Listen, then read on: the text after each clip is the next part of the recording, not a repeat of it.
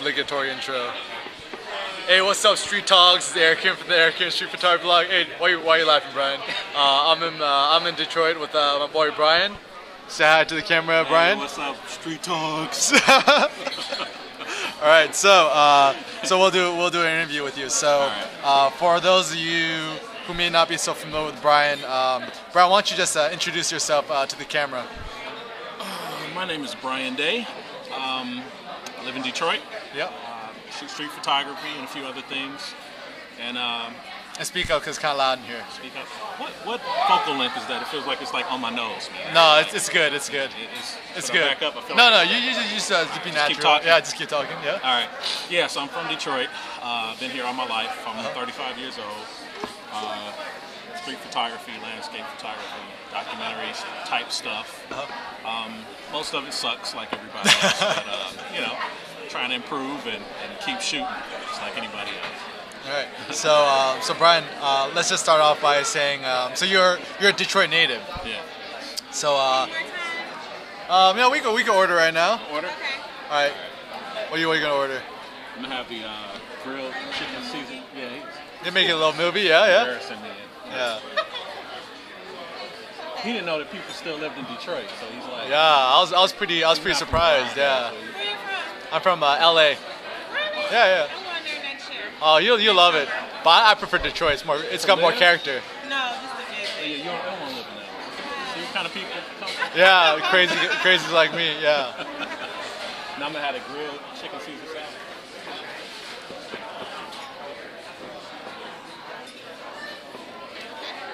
And can I get a gyro? Just can I get without the bread? Just like a salad? Is it salad? Yeah, without bread. No pita. Yeah, no pita. All right, that's cool. Okay. Thank you. All right.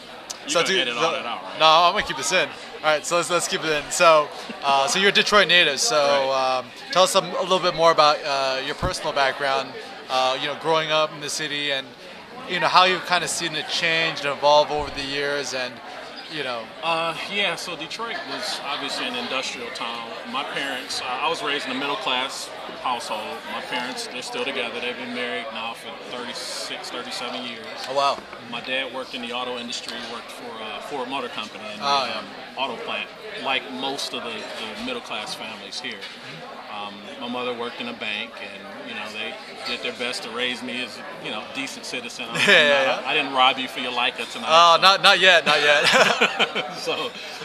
So yeah, we just lived a normal life, you know. So, but what I have seen is that the city has gone through a huge change, where the industrial collapse sort of happened to Detroit, and the city is going through this period right now of trying to reinvent, and try to find a new niche. And it can't be cars anymore because I think the global economy has changed, but that's still a part of the equation. But I think we are a city trying to find an identity right now, and it's kind of fun to be here in the middle of that and experience it. But at the same time, there's a harsh reality to it, that there's some difficulties financially. There's a lot of basic things that the city could probably do better, and obviously security concerns are one thing, but I think the city's trying, and I appreciate living here, and I intend to stay in this area. So talking a little about your photography. So how long you've been photographing, and what inspired you to first pick up a camera? I've been photographing since 2008 or 2007 maybe. Hard to remember. I mean, I've goofed around with cameras since I was a kid. Was your father a photographer? Your mom a photographer? Yeah, my father used to shoot with a Pentax, and he used to do what we would call today street photography. Oh, really? But people from that generation didn't call it street photography. They just what do they call it? Taking pictures of people on the street. Yeah. And my mother would always, she'd say, "That's kind of weird. Why are you taking pictures of people walking around on the street? That's silly." Yeah. But and my father, I don't think he saved much of that stuff because it wasn't really like he was trying to show it or become famous for it. He just did it. Just went out and did it. So I'm not sure that he saved a lot of that stuff. It'd be kind of interesting to find it. Yeah, that'd be quite cool. Yeah. But I was always fascinated with him taking pictures of everything. And I never got my hands on a camera myself, aside from the occasional, you get the point and shoot instant camera, disposable camera. Yeah. but I think maybe 2008 or so. I had a coworker that was, he did a lot of what I found out later was called urban exploration. Oh, yeah. And so he would go out on the weekends and, you know, take pictures of buildings and stuff like that. And I was like, dude, why do you do that? You know, That's weird, yeah. He was like, oh, no, you should come check it out sometime. So I went out with him a couple of times, just kind of wandering around and looking at buildings and stuff. And so I got excited. So I bought a camera and I started off doing that. That's what I started off doing. And since I was new and it was the digital world and all that, I fell down the HDR hole. Oh yeah, good old HDR, yeah. I started doing all that stuff. More selective color, yeah. All that. Everyone goes ugly, through that. gaudy, Yeah. what do they call it? Cartoon vomit. Yeah, clown Something like that, vomit. Clown vomit. Yeah. So I started doing stuff like that.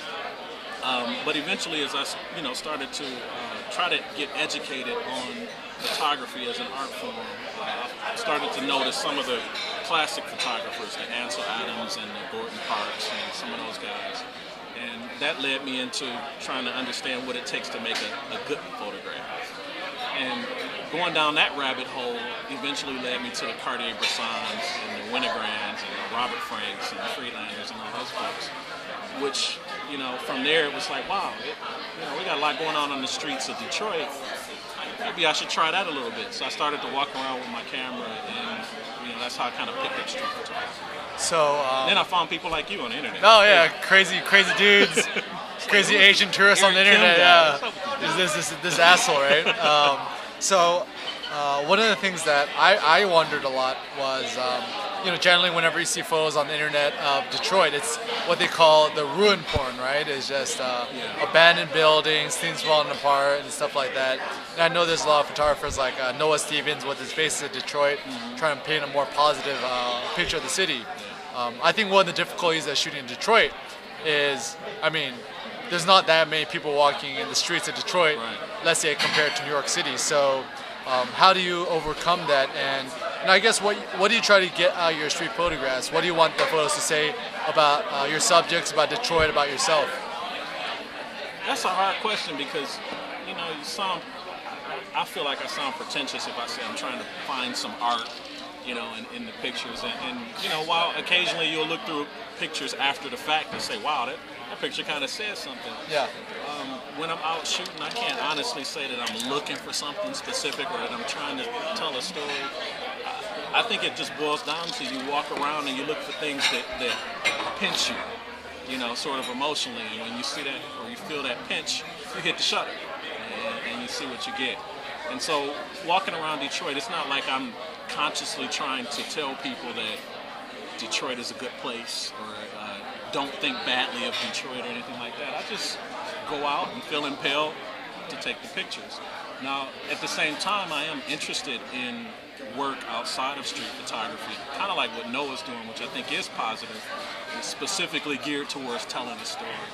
And I want to do more of that, but specifically with street photography, I can't say to you honestly that I walk out looking for some mysterious message. Yeah. I think whatever happens, happens. Yeah.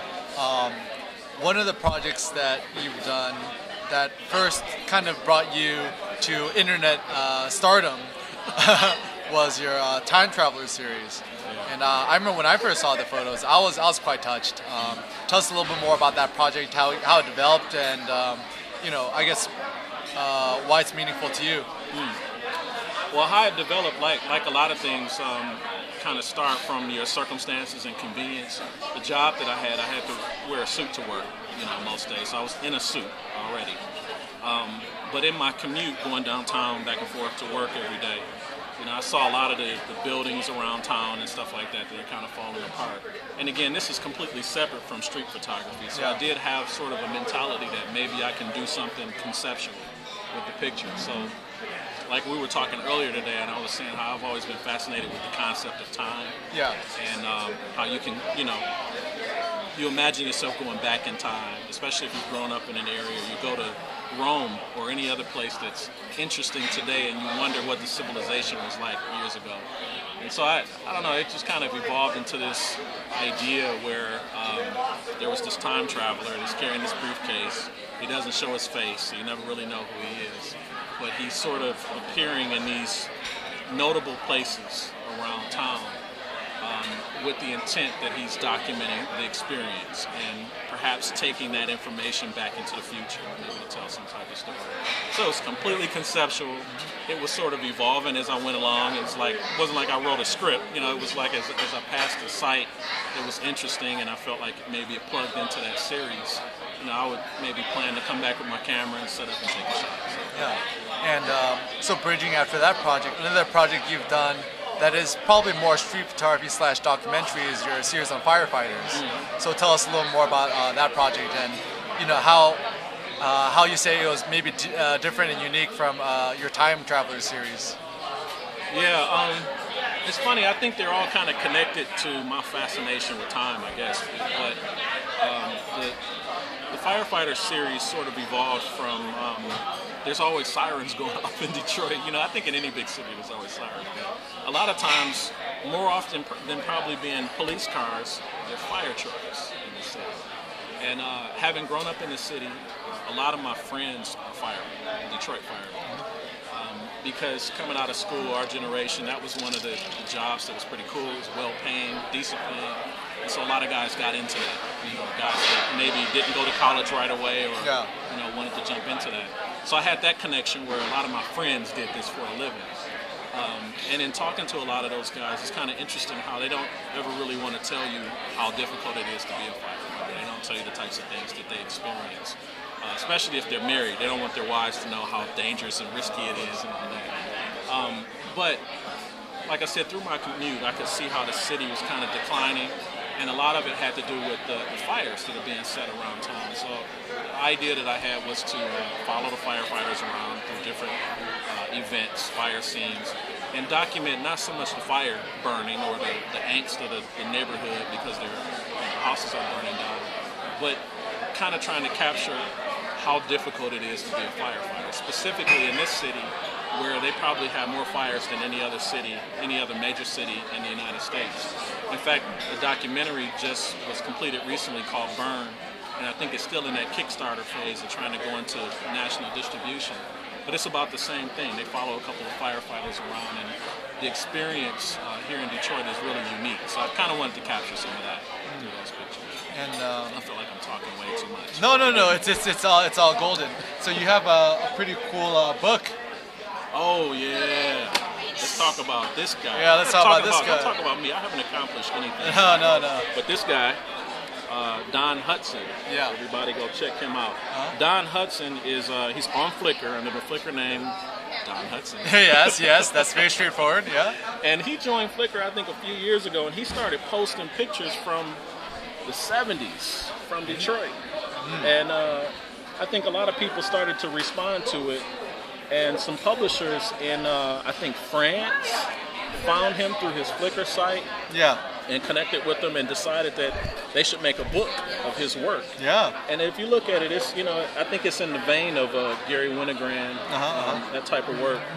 And it's really phenomenal stuff. I think Don is a living legend, and we got to hang out, the three of us, a couple nights ago at the Alex Soth thing.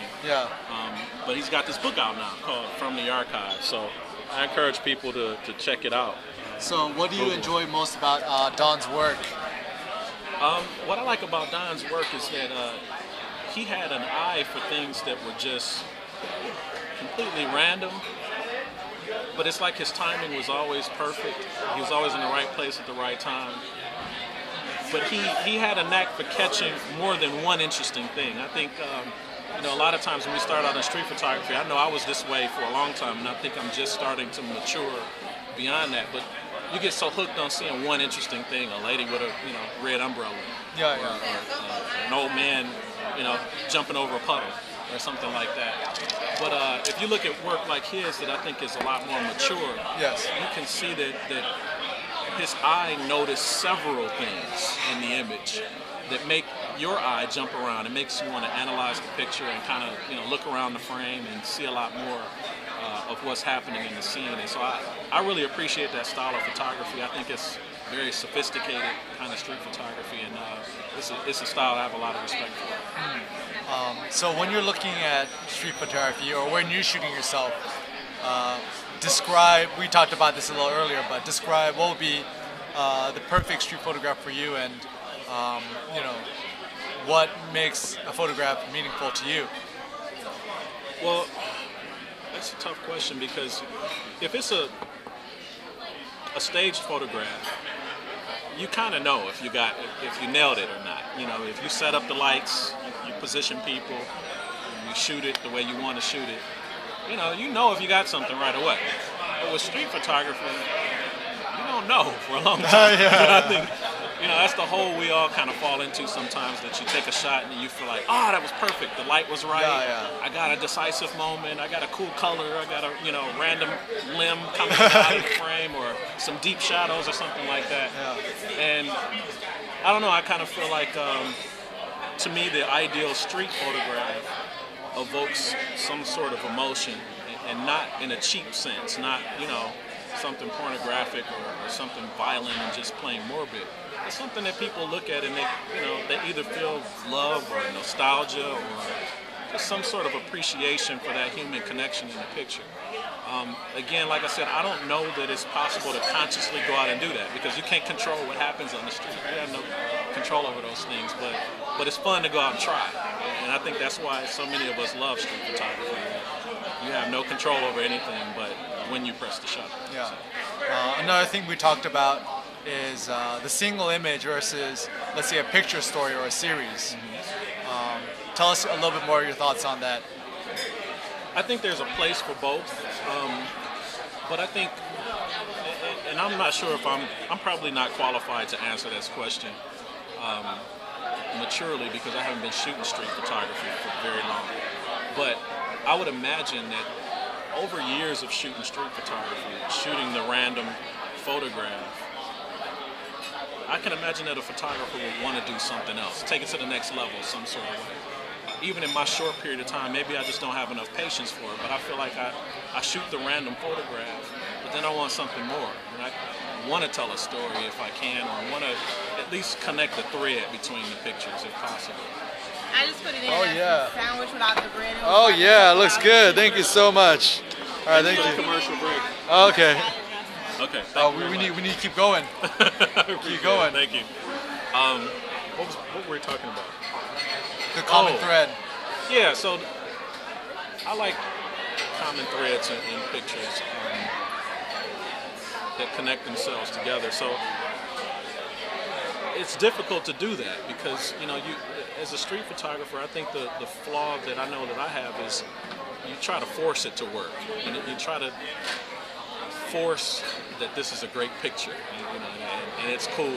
Like we talked about the flicker effect, how people comment and fave the picture, and so maybe you think this must be a great picture.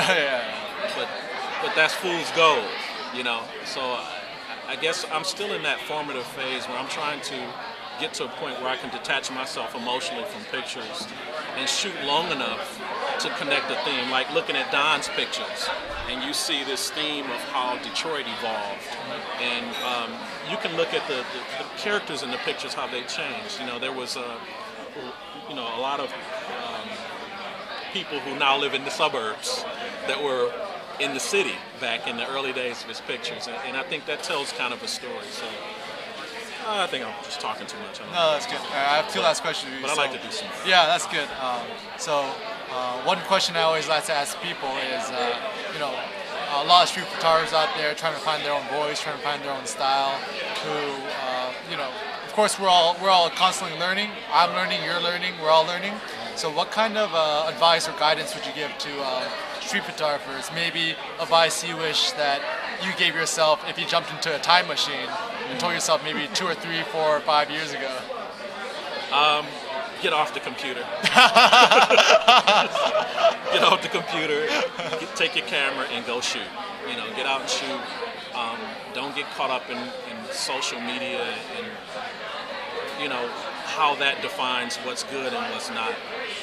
I think we should all educate ourselves. To me, I don't want to just be a street photographer. I want to be a good photographer. So I should educate myself on what the history of photography is in terms of the fundamentals and the thought processes, and not imitate that stuff, but try to go out and carve my own niche out out of my own experiences and what I see around me. So I think the way to do that is not looking at other people's work trying to figure out how do I shoot more like Eric Kim, or how do I shoot more like Charlie Kirk, or how do I shoot more like some of these other folks that we see that are very good and very prominent, but they have their own voice. And so I think the only way to find your own voice is to go out and experience the streets and shoot for yourself.